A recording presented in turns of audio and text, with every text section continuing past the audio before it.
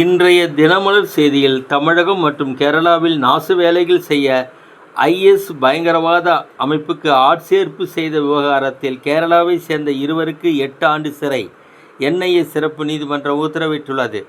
கடந்த 50 ஆண்டுகளுக்கு முன் காஞ்சிபுரத்தில் அகழாய்வு செய்யப்பட்டு சென்னை பல்கலையின் தொல்லியல் துறையால் கண்டெடுக்கப்பட்டு தொல்பொருட்கள் மாயமாகிவிட்டதாக பிரபல தொல்லியல் அதிகாரி அமர்நாத் ராமகிருஷ்ணன் குற்றம் சாட்டியுள்ளது சர்ச்சையை ஏற்படுத்தியுள்ளது.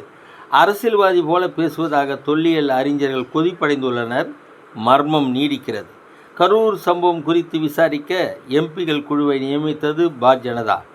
பெங்களூரில் 10 கோடி ரூபாய் மதிப்புள்ள போதைப் பொருட்கள் 2 நைசியர் உட்பட 7 பேர் கைது. வெளிநாட்டினர் சுதந்திரமாக இந்தியாவில் உலாவுகிறார்களா? அமெரிக்காவிற்கு வெளியே தயாரிக்கப்படும் அனைத்து திரைப்படங்களுக்கும் 100% வரி விதித்தார் அமெரிக்க அதிபர் ட்ரம்ப். வணக்கம்.